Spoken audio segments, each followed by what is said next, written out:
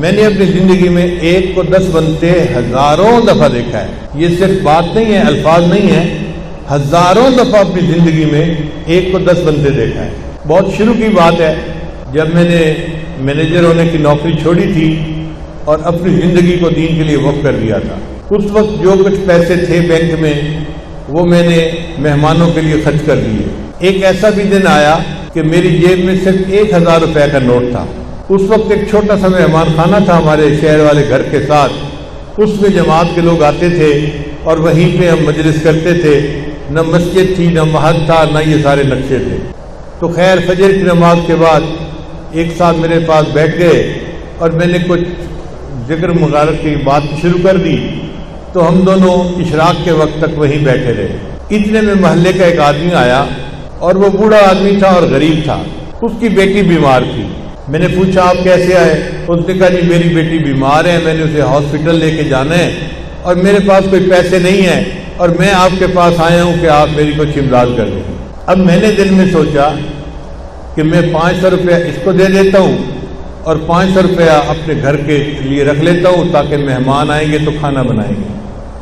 اور یہ مجھے پتا تھا کہ یہ آخری 1000 روپے کا نوٹ ہے، اس کے بعد کوئی اور پیسے نہیں ہیں. اب میں سوچ میں پڑ گیا کہ میں اس بندے کو 1000 روپیہ دے کے 500 واپس کیسے مانگوں. کچھ دیر سوچتا رہا. پھر مجھے دل میں احساس ہوا کہ تیرے جیسا بھی کوئی کم یقین بندہ ہو سکتا ہے کہ 500 روپے کا نوٹ ڈھونڈنے کے لیے سوچ رہا ہے. 1000 کا 1000 دے دو، اللہ تجھے اور دے دے گا. لو جی، میں نے جیب میں ہاتھ ڈالا اس کی بات سن کے اور وہ 1000 روپے کا نوٹ تھا. میں نے اس بندے کو دے دیا اور میں نے کہا بھائی لے جائیں اور بچی کا علاج کروائیں اور میں دعا کرتا ہوں اللہ آپ کی بیٹی کو شفا عطا فرمائے. وہ بیچارہ روتا ہوا آیا تھا، الحمدللہ کہ تسلی ہو گئی اور وہ دعائیں دیتا ہوا واپس چلا گیا. اب وہیں بیٹھے بیٹھے تھوڑی دیر گزری تو ہمارے ایک قریبی دوست ہیں، محلے دار بھی تھے، وہ میرے پاس آئے، آنسوں سے رو رہے تھے. میں نے پوچھا کیا ہوا؟ کہنے لگا جی ایک کام ہے آپ کر سکتے ہیں اور میں رو رہا ہوں اور آپ اگر وہ کام کر دیں تو بس آپ کی مہربانی ہوگی. میں نے کہا آنسوں سے کیوں رو رہے ہیں؟ کون سا کام ہے کرنے والا؟ آپ مجھے بتائیں. کہنے لگا جی کرنے والا کام یہ ہے کہ مجھے پتہ ہے آپ ہدیہ قبول نہیں کرتے. یہ وہ ابتدا کا زمانہ تھا جب مجھے ہدیہ قبول کرنا گولی لگتا تھا. ایک بندہ آفیسر ہو نا اور ہزاروں لاکھوں کماتا ہو تو اس کو کوئی بندہ پیسہ پکڑایا تو وہ سمجھتا ہے مجھے فقیر سمجھا ہوا ہے، تو نفس جو ہے وہ گھبراتا ہے کہ یہ کیوں دے رہے ہیں. تو میں ابتدا میں بالکل پیسہ نہیں لیتا تھا. پھر کسی نے حضرت کو میری شکایت لگائی تو حضرت نے پھر مجھے سمجھایا کہ جب بغیر تمہارے اپنے ارادے کے اللہ کسی کو بھیجتا ہے تو وہ من جانب اللہ ہوتا ہے، تم اسے لے لیا کرو. تو بہرحال وہ ابتدائی زمانہ تھا تو وہ رونے لگ گیا. کہنے لگا جی میں نے کاروبار شروع کیا تھا اور میں نے نیت یہ کی تھی کہ پہلی ڈیل میں جو مجھے منافع ہوگا میں آپ کو دوں گا، یہاں سے میں ابتدا کروں گا اپنے کاروبار کی. اب آج میں وہ ہدیہ لے کے آیا ہوں اور آپ تو ہدیہ قبول نہیں کرتے.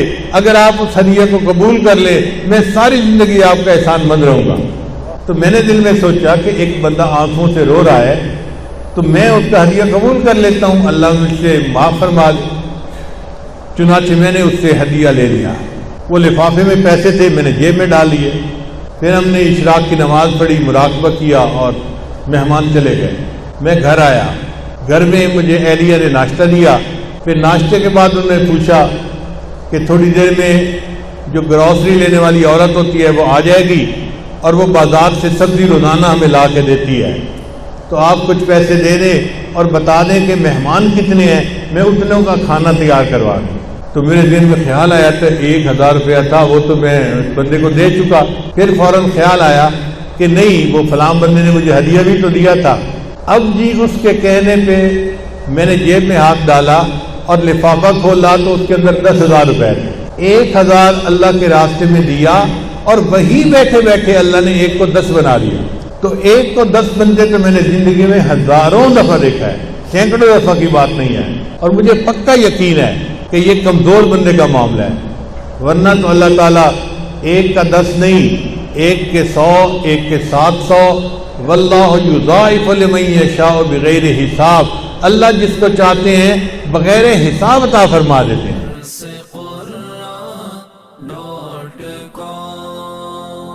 www.darsequran.com